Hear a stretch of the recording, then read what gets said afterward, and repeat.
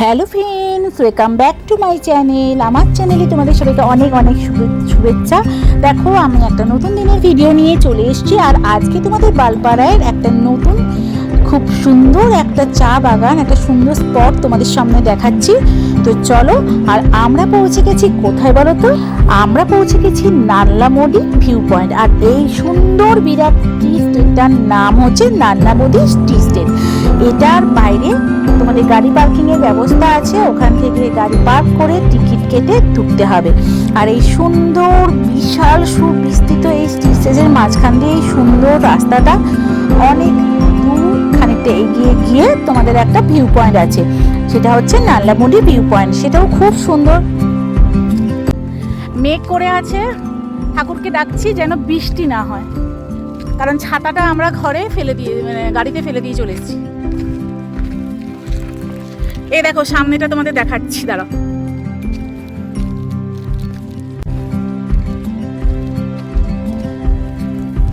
যেদিকে তাকাবে সেদিকে শুধু দেখবে চা বাগান আর চা বাগান।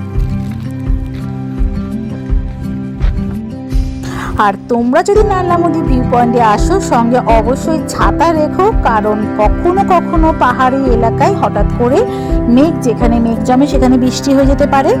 তবে আমি এর আগে এত বড় চা বাগান যেখানে ঢুকে অনেকক্ষণ ধরে হেঁটে ভিউ পয়েন্টে পৌঁছাতে হবে, এত সুন্দর একটা শান্ত পরিবেশ, এত চারদিকে চা বাগান, তার মাঝখানে তুমি হেঁটে যাচ্ছ, অপূর্ব সিনারি, এর আগে আমি কখনো দেখিনি।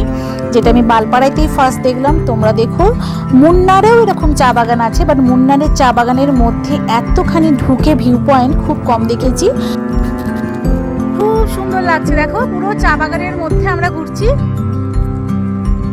আর ওয়েদারটা এত সুন্দর না, পুরো মেঘ করে আছে। বলো, আসবো না করে প্রায় অনেকখানি আমরা চলে এসেছি। খুব সুন্দর লাগছে, জানো তো, একটা অন্যরকম ফিলিংস হচ্ছে। এত সুন্দর চা বাগানের মধ্যে আমরা মনে হয় এর আগে কোথাও যাইনি, বলো।